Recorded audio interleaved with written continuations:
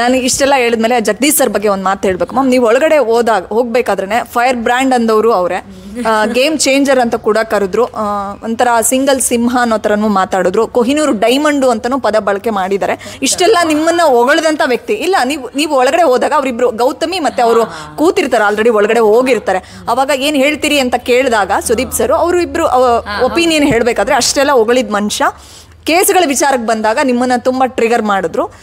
So ಅವಾಗ opposite ಆಯಿತು. But ಹೊರಗಡೆ ಬಂದ ಮೇಲೂ ಕೂಡ ಚೈತ್ರ ಬಗ್ಗೆ ಒಳ್ಳೆ ಒಪಿನಿಯನ್ನೇ, ನನ್ನ ಚಾನಲ್ಗೂ ಮಾತಾಡಿದ್ದಾರೆ, ನಿಮ್ಮ ಬಗ್ಗೆ ಒಳ್ಳೆ ಒಪಿನಿಯನ್ ಇದೆ. ಜಗದೀಶ್ ಸರ್ ಬಗ್ಗೆ ಏನು ಹೇಳ್ತೀರಿ, ನಿಮ್ಮ ಒಪಿನಿಯನ್ ಏನಿದೆ ಅವ್ರ ಬಗ್ಗೆ ಅಂತ? ನೀವೀಗ ಇಷ್ಟೆಲ್ಲ ಹೇಳಿದವ್ರು ನನಗೆ ಗೊತ್ತಿಲ್ಲ ಅವ್ರು ಏನೇನು ಹೇಳಿದ್ದಾರೆ ಅಂತ. ನೀವು ಹೇಳಿದಿರಿ ಅನ್ನೋ ಕಾರಣಕ್ಕೆ ನಾನು ಇದನ್ನು ಹೇಳ್ತೀರಾ, ಬೇರೆ ಇಂಟರ್ವ್ಯೂನೆಲ್ಲ ಹೇಳಿದ್ದೀನಿ. ಜಗದೀಶ್ ಸರ್ ಒಂದು ಒಳ್ಳೆ ಹೃದಯದ ವ್ಯಕ್ತಿ, ತುಂಬ ಒಂದು ಮಗುವಿನ ಥರ ಇರುವಂಥ ವ್ಯಕ್ತಿ ಅವರು. ಅದೇ ಅವ್ರ ಜಗಳನ ಸೀರಿಯಸ್ ಆಗಿ ತೊಗೊಳಕ್ಕೆ ಸಾಧ್ಯನೇ ಇಲ್ಲ. ಅವರೊಂಥರ ಕಂಟೆಂಟ್ ಕಿಂಗು. ಅಲ್ಲಿ ಜಗಳ ಮಾಡ್ತಿದ್ರು, ಇಲ್ಲಿ ಬಂದು ನೋಡ್ದೆ ಕಂಟೆಂಟ್ ಕೊಟ್ಟೆ ನಾನು ಇವತ್ತು ಅಂತಲೇ ಮಾತಾಡ್ತಿದ್ರು.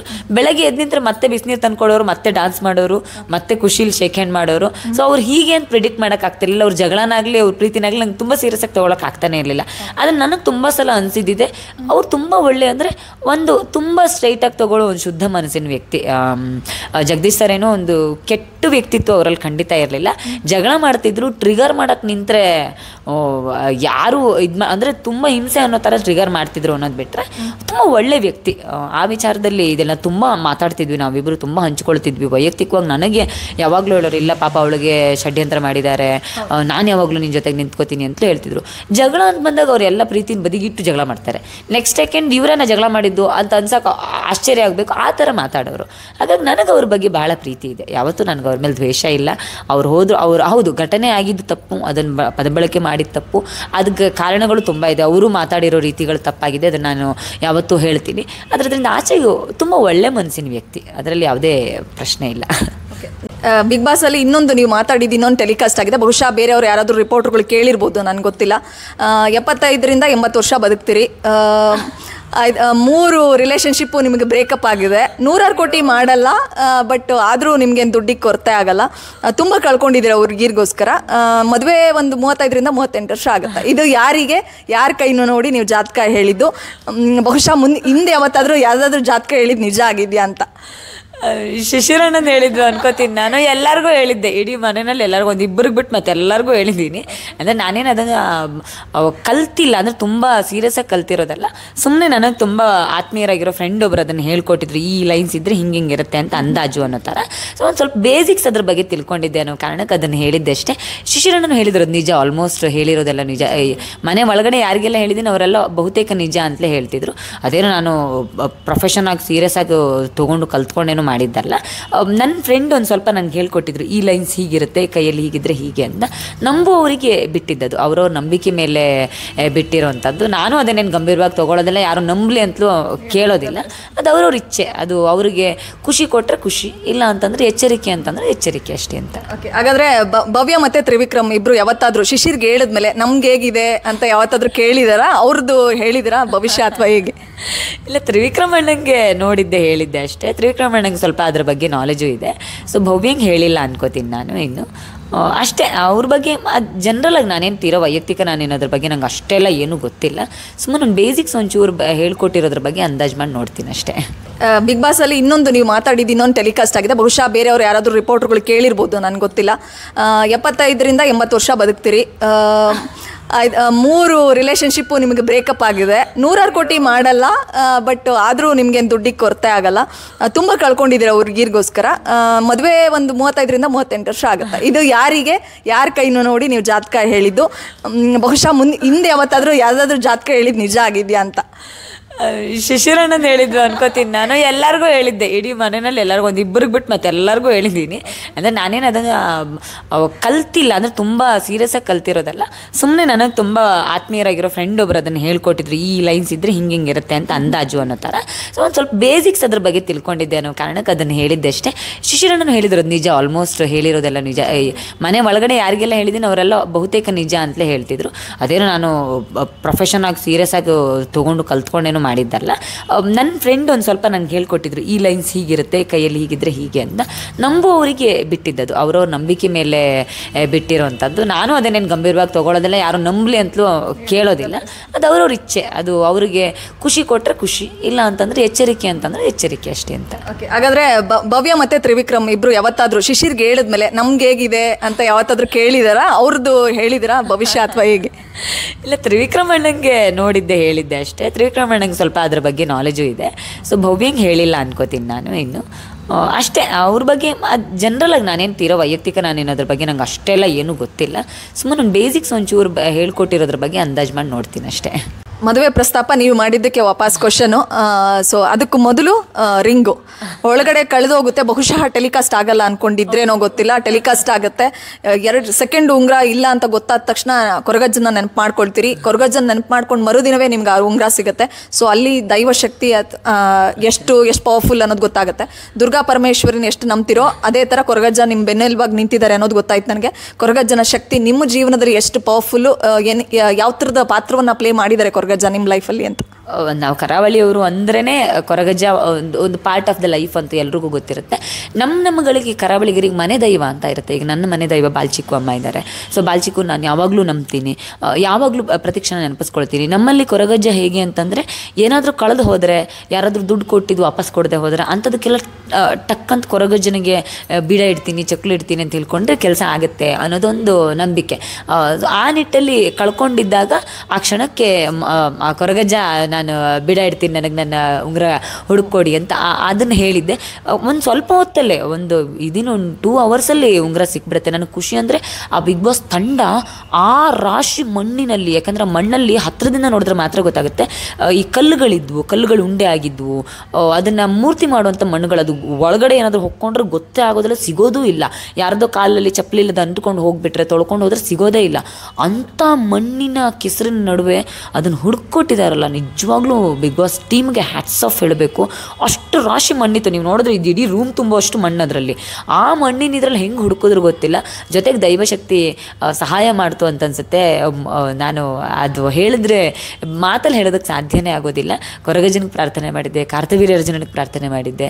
ಸೊ ಕಳ್ಕೊಂಡಿದ್ದನ್ನು ಕೊಡಿಸಿದ್ದಿದೆ ಅಲ್ಲ, ಪ್ರತಿ ಕ್ಷಣದಲ್ಲಿ ನಮ್ಮ ಜೊತೆಗೆ ದೈವಶಕ್ತಿ ಯಾವಾಗಲೂ ಇರುತ್ತೆ ಅನ್ನೋದು ನಂಗೆ ತುಂಬ ಸಲ ಅನುಭವಕ್ಕೆ ಆಗಿದೆ. ನಮ್ಮಲ್ಲಿ ಏನೇ ಕಳ್ಕೊಂಡ್ರೆ ಏನೇ ಆದರೂ ಕೂಡ ನಾವು ದೈವಗಳಿಗೆ ಹೇಳ್ಕೊಳ್ತೇವೆ. ಏನೇ ನಿರ್ಧಾರ ತೊಗೊಳ್ಬೇಕು ಅಂದರೂ ಕೂಡ ಹೋಗಿ ದೈವದ ಹತ್ರ ಕೇಳ್ಕೊಳ್ತೇವೆ. ಈ ಎಲ್ಲ ನಿಟ್ಟಲ್ಲಿ ಪ್ರತಿ ಕ್ಷಣವೂ ನಮ್ಮ ಬದುಕಲ್ಲಿ ಪವಾಡವೇ ನಡೆಯುತ್ತೆ, ದೈವ ಪವಾಡವೇ ಆಗಿರುತ್ತೆ. ಈ ಮಂತ್ರ ನಿಮ್ಮನ್ನ ರಜತ್ ಅವರು ಅಣಗಿಸ್ತಾ ಇದ್ರು, ಚುಡಾಯಿಸ್ತಾ ಇದ್ರು, ಕಾಲಿಳಿತಾ ಇದ್ರು, ಮಂತ್ರವಾದಿ ಚೈತ್ರ ಅಂತ ಕೈಯೆಲ್ಲ ಹಿಂಗೆ ಹಾಕ್ಸ್ಬಿಟ್ಟು, ಅಂದರೆ ಹೆದರ್ಕೊಳ್ತಾ ಇದ್ರು ಕೂಡ. ಇವ್ರಿಗೆ ಏನಾದರೂ ಕಳಪೆ ಕೊಟ್ಬಿಟ್ರೆ ಯಾವುದಾದ್ರೂ ದೇವ್ರಿಗೆ ಬೇಡ್ಕೊಂಡ್ಬಿಟ್ಟು ಹರಕೆ ಹೊತ್ಕೊಂಡಾದ್ರೂ ನಮ್ಮನ್ನು ಸೋಲಿಸ್ತಾಳೆ ಅಂತ. ಮತ್ತು ನೀವು ಹೇಳಿದ್ದೆಲ್ಲ ಆಗುತ್ತೆ ಅನ್ನೋ ರೀತಿಲೇ ಮಾತಾಡ್ತಾ ಇದ್ರು. ಅದಕ್ಕೆ ಏನು ಹೇಳ್ತೀನಿ ಅಂದರೆ, ಹೊರಗಡೆ ಎಲ್ರಿಗೂ ಗೊತ್ತು ಚೈತ್ರಾಗೆ ಸಿಟ್ಟು ಬಂತಂದರೆ ಕೊರಗಜ್ಜನೋ ಅಥವಾ ದುರ್ಗಾ ಪರಮೇಶ್ವರಿನೋ ಇನ್ಯಾರನೋ ಎಲ್ಲ ದೇವತೆಗಳನ್ನ ನೆನಪು ಮಾಡ್ಕೊಳ್ತಾಳೆ, ದೇವ್ರಿಗೆ ಹರಕೆ ಹೊತ್ಕೊಂಡ್ಬಿಡ್ತಾರೆ, ಆ ಚೀಟಿ ಇಡೋದು ಇದೆಲ್ಲವನ್ನು ನೋಡ್ತಾ ಇದ್ರು ಜನ. ಏನು ಹೇಳ್ತೀರಿ? ನಿಮ್ಮನ್ನು ಮಂತ್ರವಾದಿ ಅನ್ನೋ ಪಟ್ಟ ಬೇರೆ ಕಟ್ಟಿದ್ರು ರಜತ್. ಇಲ್ಲ ಅಂದರೆ ನಾನು ಇನ್ನೊಬ್ಬರ ಸೋಲಿಗೋಸ್ಕರ ಯಾವತ್ತೂ ಭಗವಂತನ ಪ್ರಾರ್ಥನೆ ಮಾಡಲ್ಲ. ನನಗೆ ಒಳ್ಳೇದಾಗಲಿ ಅನ್ನೋದನ್ನು ಮಾತ್ರ ಪ್ರಾರ್ಥನೆ ಮಾಡ್ತೀನಿ. ನಾನು ಯಾವಾಗಲೂ ನನಗೆ ಒಳ್ಳೇದು ಕೊಡು ಅಂತಲೂ ಕೇಳೋದು ಬಹಳ ಕಡಿಮೆ. ನಾನು ಕೇಳೋದು ಒಳ್ಳೇದು ಕೊಡು ಅನ್ನೋದಕ್ಕಿಂತ ನನ್ನ ಪಾಲಿಗೆ ಏನಿದೆ ಅದನ್ನು ಕೊಡು, ಅದನ್ನು ಅಷ್ಟೇ ಜವಾಬ್ದಾರಿಯಿಂದ ನಿಭಾಯಿಸೋ ಶಕ್ತಿ ಕೊಡು ಅಂತಷ್ಟೇ ನಾನು ಭಗವಂತನ ಹತ್ರ ಕೇಳ್ತೀನಿ. ಒಂದಷ್ಟು ಮುದ್ರೆಗಳ ಪ್ರಾಕ್ಟೀಸ್ ನಾನು ಮಾಡ್ತಿದ್ದೆ, ಹಂಗಾಗಿ ತಮಾಷೆ ಮಾಡೋರು. ಅಷ್ಟು ಬಿಟ್ಟರೆ ಏನು, ಅದೇ ಅವ್ರ ಕ್ಯಾಪ್ಟನ್ಸಿಯಿಂದ ನನ್ನನ್ನು ಹೊರಗಡೆ ಇಟ್ಟಾಗ ತುಂಬ ಕೋಪ ಬಂದಿತ್ತು. ನಮ್ಮ ಬಾಲೇ ಎತ್ಕೊಂಡು ಹೋಗಿ ಆಮೇಲೆ ನಮ್ಮನ್ನೇ ಕ್ಯಾಪ್ಟನ್ಸಿಯಿಂದ ಹೊರಗಡೆ ಇಟ್ಟರು ಅನ್ನೋಕ್ಕೆ ಸಹಜವಾಗಿ ಕೋಪ ಬಂದಿತ್ತು. ಆ ಕೋಪದಲ್ಲಿ ಅವ್ರು ನನ್ನನ್ನು, ಅದಕ್ಕಿಂತ ಮುಂಚೆ ತ್ರಿವಿಕ್ರಮಣ್ಣ ನನ್ನನ್ನು ನೀನು ಫಿಸಿಕಲ್ ಟಾಸ್ಕಲ್ಲಿ ವೀಕು, ನನ್ನ ಆಯ್ಕೆ ಮಾಡ್ಕೋತಾರೆ, ನಿನ್ನ ಆಯ್ಕೆ ಮಾಡ್ಕೊಳ್ಳಲ್ಲ ಅಂತ ಹೇಳಿದ ಕಾರಣಕ್ಕೆ ಒಂದು ಸಲಕ್ಕೆ ನನಗೆ ಇದು ಆಮೇಲೆ ಫಿಸಿಕಲ್ ಟಾಸ್ಕಲ್ಲಿ ಫಿಟ್ಟು ಅನ್ನೋ ಕಾರಣಕ್ಕೆ ನೆಕ್ಸ್ಟ್ ಡೇನೇ ಬಂದಿದ್ರಲ್ಲ, ನಂಗೆ ಮುಂಚೆ ದಿನ ಬೇಜಾರಾಗಿ ದೇವ್ರ ಹತ್ರ ಬೇಡಿದ್ದೆ, ನಾನು ಫಿಸಿಕಲ್ ಟಾಸ್ಕಲ್ಲಿ ವೀಕು ಅಂತ ತುಂಬ ಅವಮಾನ ಮಾಡ್ತಿದ್ದಾರೆ, ಈ ಅವಮಾನಕ್ಕೆ ನೀನೇ ಉತ್ತರ ಕೊಡಬೇಕಮ್ಮ ಅಂತ. ನಾನು ತುಂಬ ಬೇಜಾರಾಗಲಿ ತುಂಬ ಖುಷಿಯಾಗಲಿ ದೇವ್ರ ಮುಂದೆ ಹೋಗಿ ಕೂತ್ಕೊಳ್ತೀನಿ. ಈಗ ಬೇಜಾರು ಖುಷಿ ಎರಡು ಭಗವಂತನೇ ಕೊಡೋದು ಅನ್ನೋದನ್ನು ನಾನು ನಂಬೋಳು. ಹಾಗಾಗಿ ಅದನ್ನು ಬೇಡ್ಕೊಂಡು ನೆಕ್ಸ್ಟ್ ಡೇನೇ ಅದೇ ಅವರೇ ಯಾವ ತ್ರಿವಿಕ್ರಮನ ಜೋಡಿಯಾಗಿ ತೊಗೊಂಡಿದ್ರು ಅವರೇ ನನ್ನನ್ನು ಫಿಟ್ಟು ಕಾಂಪಿಟೇಟರು ಅನ್ನೋ ಕಾರಣ ಕೊಟ್ಟು ಹೊರಗಡೆ ಇಡೋದು ಬಂದಿದ್ದು ನನಗೆ ಗೆಲುವು ಅಂತ ಅನಿಸಿತ್ತು. ಹಂಗಾಗಿ ನಾನು ಅದನ್ನು ಅದನ್ನು ಹೇಳಿದ್ದೆ. ಸೊ ಅವ್ರಿಗೆ ಅದು ತುಂಬ ಇರಿಟೇಟ್ ಆಗಿತ್ತು. ಅಂದರೆ ರಜತ್ ಅಂದ್ಕೊಂಡಿರಲಿಲ್ಲ, ಅವ್ರಿಗೆ ಸೋತಾಗ ಮತ್ತು ಕೋಪ ಬಂತು. ನಾನು ಕೈ ಮುಗ್ದು ಇದಾಗಿ ಕ್ಯಾಪ್ಟನ್ಸಿಂದ ಹೊರಗಡೆ ಬಂದಾಗ ಇನ್ನಷ್ಟು ಕೋಪ ಬಂದಿತ್ತು ಅವ್ರಿಗೆ. ಹಾಗಾಗಿ ಅದನ್ನು ಅಂದ್ಕೊಂಡ್ರು ಅನ್ಸುತ್ತೆ. ನಾನೇನು ಅಂಥ ಇದೆಲ್ಲ ಮಾಡಲ್ಲ, ಬಟ್ ಏನೇ ಬಂದರೂ ಭಗವಂತನ ಕೃಪೆ ಅಂತ ನಾನು ಅಂದ್ಕೊಳ್ತೀನಿ. ಈ ಜೀವನದಲ್ಲಿ ಏನೇ ಸಿಕ್ಕರೂ ಅದು ಆ ಜಗನ್ಮಾತೆ ಕೊಟ್ಟಿದ್ದು ಅಂತಲೇ ನಾನು ನಂಬೋಳು. ಸೊ ಆ ನಿಟ್ಟಿನಲ್ಲಿ ನಂಗೆ ಅವಳು ಏನು ಕೊಟ್ಟಿದ್ದಾಳೆ ಎಲ್ಲದರಿಂದಲೂ ಒಳ್ಳೆಯದೇ ಆಗಿದೆ. ಹಾಗಾಗಿ ಖುಷಿ ಇದೆ. ಬಹುಶಃ ನಿಮ್ಮಷ್ಟೇ ಮಾತಾಡಬೇಕು, ನಿಮ್ಮಷ್ಟೇ ಭಾಷಣ ಅಥವಾ ನಿಮ್ಮ ಸೈದ್ಧಾಂತಿಕ ನಿಲುವುಗಳಿಗೆ ತಕ್ಕನಾಗಿರೋ ಹುಡುಗನೇ ಬೇಕು ಅನ್ಸುತ್ತೆ. ಯಾವ ಥರದ ಹುಡುಗನ ಎಕ್ಸ್ಪೆಕ್ಟ್ ಮಾಡ್ತಿದ್ದೀರಿ ಚೈತ್ರ ಮ್ಯಾಮ್? ಬಹುಶಃ ನನ್ನ ಪ್ರಕಾರ ಮಾನ್ಯದ ಮದುವೆ ಅವಳದು ಎಜುಕೇಷನ್ ಮುಗಿದು ಅವಳ ಲೈಫ್ ಸೆಟ್ಲು ಮಾಡೋವರೆಗೂ ತಾವು ಆಗಲ್ಲ ಅಂದ್ಕೊಂಡಿದ್ದೀನಿ. ನಿಮ್ಮ ಒಪಿನಿಯನ್ ಏನಿದೆ, ಯಾವಾಗ ಆಗ್ಬೋದು ಚೈತ್ರ ಮದುವೆ? ಅದೇ ಮದುವೆ ನಾನು ನಿರ್ಧಾರ ಮಾಡೋದಕ್ಕಾಗೋದಿಲ್ಲ, ಅಪ್ಪ ಅಮ್ಮ ನಿರ್ಧಾರ ಮಾಡಲೇಬೇಕಾಗುತ್ತೆ. ಮನೆಗೆ ಮಗನಾಗಿರೋಂಥ ವ್ಯಕ್ತಿ ಬೇಕು ಅನ್ನೋದಷ್ಟೇ. ಅದೇ ಅಮ್ಮಂಗೆ ಈಗಾಗಲೇ ಅದ್ರ ಬಗ್ಗೆ ಭಾಳ ಯೋಚನೆ ಇದೆ. ಇನ್ನು ಜಾಸ್ತಿ ಕಾಯೋದಕ್ಕಾಗೋದಿಲ್ಲ ಅನ್ನೋದು ಅವರ ಯೋಚನೆ. ಜಾತಕದಲ್ಲಿ ಗುರುಬಲ ಬೇಗ ಬಂದರೆ ಬೇಗನೆ ಆಗಿಬಿಡ್ಬೋದು, ಹೇಳೋದಕ್ಕಾಗೋದಿಲ್ಲ. ಅವಳು ನನ್ನ ತಂಗಿ, ನನಗೆ ಯಾವಾಗಲೂ ತಂಗಿ ಅಲ್ಲ, ಅವಳು ಯಾವಾಗಲೂ ನನಗೆ ಮಗಳಿದ್ದ ಹಾಗೆ. ಹಾಗಾಗಿ ಅವಳ ಜವಾಬ್ದಾರಿ ನನಗೆ ಜೀವನ ಪರ್ಯಂತನೂ ಇರುತ್ತೆ. ಹಾಗಾಗಿ ನನಗೆ ಯಾವತ್ತೂ ಆ ಮದುವೆ ಅನ್ನೋ ವಿಚಾರಗಳು ನನ್ನ ತಂಗಿಯ ಜವಾಬ್ದಾರಿಗೆ ಯಾವತ್ತೂ ತಡೆ ಬರುತ್ತೆ ಅಂತ ನಾನು ಅಂದ್ಕೊಂಡಿಲ್ಲ. ಅಮ್ಮ ಯಾವಾಗ ಹೇಳ್ತಾರೆ ಆವಾಗ ತಯಾರಾಗ್ತೀನಿ. ಈ ಹುಟ್ಟಿರೋ ಸೀರೆ ನಮ್ಮ ಸಂಸ್ಕೃತಿನ ಬಿಂಬಿಸುತ್ತೆ. ಹಣೆ ಮೇಲೆ ಇಟ್ಟಿರ್ತಕ್ಕಂಥ ಸಿಂಧೂರ ಕೂಡ ಅದು ಯಾವುದೋ ದೇವಿದೆ 100% ಇದ್ದೇ ಇರುತ್ತೆ. ಆ ಕುಂಕುಮದ ಒಂದು ಪವರು ಮತ್ತು ಅದು ಯಾವ ದೇವರದ್ದು ಅನ್ನೋದು. ಇದು ಕಟೀಲ್ ದುರ್ಗಾ ಪರಮೇಶ್ವರಿದು. ಸಾಮಾನ್ಯವಾಗಿ ನಾನು ಅಮ್ಮನ ಜಾಸ್ತಿ ನಂಬ್ತೀನಿ. ಇದೇ ಪರ್ಟಿಕ್ಯುಲರ್ ಅಂತಿಲ್ಲ, ಅದು ಸಾಮಾನ್ಯವಾಗಿ ಶುದ್ಧ ಕುಂಕುಮವನ್ನು ಬಳಸ್ತೇನೆ. ಹಣೆಗೆ ಯಾವಾಗಲೂ ಕೆಮಿಕಲ್ನಿಂದ ಮಾಡದೇ ಇರುವ ಪರಿಶುದ್ಧ ಕುಂಕುಮ, ಅರಿಶಿಣದಿಂದ ಮಾಡಿರೋ ಪರಿಶುದ್ಧವಾಗಿರೋ ಕುಂಕುಮ ಬಳಸ್ತೀನಿ ನಾನು ಪ್ರತಿನಿತ್ಯ.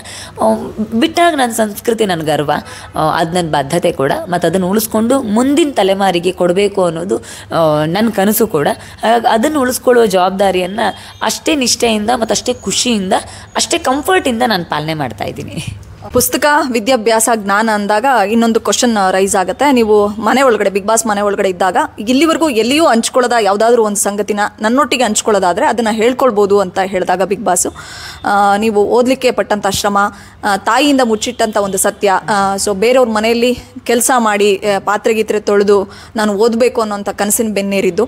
ಸೊ ಕೊನೆಗೆ ಆ ತಾಯಿಗೆ ಬಿಗ್ ಬಾಸ್ ನೋಡಿದಾಗ ಗೊತ್ತಾಗಿರುತ್ತೆ. ಆ ವಿಚಾರ ಏನಾದರೂ ಅಮ್ಮ ಬಿಗ್ ಬಾಸ್ ಮನೆ ಒಳಗಡೆ ಬಂದಾಗ ನನ್ನಿಂದ ಇಂಥದ್ದೊಂದು ಸತ್ಯ ಮುಚ್ಚಿಟ್ಟು ನೀನು ಓದಿದ್ಯಾ, ಆ ಥರದ್ದು ಏನಾದರೂ ಡಿಸ್ಕಷನ್ ಆಯಿತಾ? ಯಾಕಂದರೆ ನಮಗೆ ಆ ಥರದ್ದು ಶೋನಲ್ಲಿ 1 ಅವರಲ್ಲಿ ಎಲ್ಲೂ ಟೆಲಿಕಾಸ್ಟ್ ಆಗಲಿಲ್ಲ. ಸೊ ಅದಕ್ಕೆ ಇಲ್ಲ, ಅಂದರೆ ಅಲ್ಲೊಂದಷ್ಟು ಪ್ರೋಟೋಕಾಲ್ ಇರುತ್ತೆ. ಹೊರಗಡೆ ಏನು ಟೆಲಿಕಾಸ್ಟ್ ಮಾಡಿರ್ತಾರೆ ಅನ್ನೋದು ನಮಗೆ ಗೊತ್ತಿರೋದಿಲ್ಲ 24 ಗಂಟೆದು. ಹಾಗಾಗಿ ಗೊತ್ತಿಲ್ಲದೆ ಇರೋ ಕಾರಣಕ್ಕೆ ಅದನ್ನು ಹೇಳಬಾರ್ದು ಅಂತ ಒಂದಷ್ಟು ಪ್ರೋಟೋಕಾಲ್ಸ್ ಇರುತ್ತೆ. ಹಾಗಾಗಿ ಅಮ್ಮ ಅದು ಯಾವುದ್ರ ಬಗ್ಗೆನೂ ಮಾತಾಡಿರಲಿಲ್ಲ. ಅದೇ ಗೊತ್ತಾಗಿದೆ ಅಂತ ನೀವೀಗ ಹೇಳಿದ್ಮೇಲೆ ಗೊತ್ತಾಗಿರೋದು, ಟೆಲಿಕಾಸ್ಟ್ ಮಾಡಿರ್ತಾರೆ ಅಂತ ನನಗೂ ಗೊತ್ತಿರಲಿಲ್ಲ. ಗೊತ್ತಾಗಿದೆ. ನನ್ನ ಫ್ರೆಂಡು ಅದೇ ಯಶೋಧ ಅವ್ರಿಗೆಲ್ಲ ಗೊತ್ತಿತ್ತು ಅದನ್ನೆಲ್ಲ. ಸೊ ನನ್ನ ಸೀನಿಯರ್ ಬ್ಯಾಚಲ್ಲಿ ಕೆಲವ್ರಿಗೆ ಗೊತ್ತಿತ್ತು. ಅದು ಗೊತ್ತಾಗಿದೆ. ಈಗ ಇನ್ನು ಅಮ್ಮ ಅದ್ರ ಬಗ್ಗೆ ಮನೆಗೆ ಹೋದ್ಮೇಲೆ ಏನು ಮಾತಾಡ್ತಾರೆ ಅಂತ ನೋಡಬೇಕೇನು. ಬಟ್ ಖಂಡಿತ ಅವ್ರಿಗೆ ಹೆಮ್ಮೆ ಅಂತೂ ಇರುತ್ತೆ. ಯಾಕಂದರೆ ಅದಕ್ಕಿಂತ ಮುಂಚೆ ನಾನು ಹೈಸ್ಕೂಲಿಂದಲೂ ಹಾಗೆ ಮನೆ ಕೆಲಸಗಳಿಗೆ, ಬಟ್ಟೆ ಅಂಗಡಿಗಳಲ್ಲಿ ಕೆಲಸ ಮಾಡಿಕೊಂಡು, ಸೇಲ್ಸ್ ಗರ್ಲಾಗಿ ಕೆಲಸ ಮಾಡಿಕೊಂಡೇ ಹೋಗ್ತಿದ್ದೆ. ಆಗ ಖಂಡಿತ ಅವ್ರಿಗೆ ಹೆಮ್ಮೆ ಅಂತೂ ಇರುತ್ತೆ ಅಂತ ಅಂದ್ಕೊಳ್ತೀನಿ. ಬೇಜಾರಾಗಬಹುದು, ಆದರೆ ಹೆಮ್ಮೆ ಖಂಡಿತ ಇರುತ್ತೆ ಅಂದ್ಕೊಳ್ತೀನಿ. ಟಾಪ್ 5 ಕಂಟೆಸ್ಟೆಂಟ್ಸ್ ಅಂದರೆ ನಿಮ್ಮ ಪ್ರಕಾರ ಯಾರು ಗೆಲ್ಲಬೇಕು, ಯಾರು ರನ್ನರ್ ಅಪ್ ಆಗಬೇಕು ಚೈತ್ರ ಪ್ರಕಾರ? ತ್ರಿವಿಕ್ರಮಣ್ಣ, ಹನುಮಂತು, ರಜತ್ತು, ಭವ್ಯ, ಮಂಜಣ್ಣ ಇರ್ಬೋದು ಅಂತ ಅಂದ್ಕೊಳ್ತೀನಿ ನಾನು ಟಾಪ್ 5ನಲ್ಲಿ. ತ್ರಿವಿಕ್ರಮಣ್ಣ ಗೆಲ್ಲಬೇಕು ಅಂತ ಬಯಸ್ತೀನಿ. ರನ್ನರ್ ಅಪ್ ಹನುಮಂತು ಆಗಬಹುದು, ಗೊತ್ತಿಲ್ಲ. ಅವರಿಬ್ಬರಲ್ಲಿ ಹನುಮಂತನೂ ಗೆಲ್ಬೋದು, ತ್ರಿವಿಕ್ರಮಣ್ಣ ರನ್ನರ್ ಅಪ್ ಆಗ್ಬೋದು. ಯಾರು ಆಗಬೇಕು ಅಂತ ಕೇಳಿದಾಗ ತ್ರಿವಿಕ್ರಮಣ್ಣ ಆಗಲಿ ಅಂತ ನಾನು ಪ್ರಾರ್ಥಿಸ್ತೀನಿ.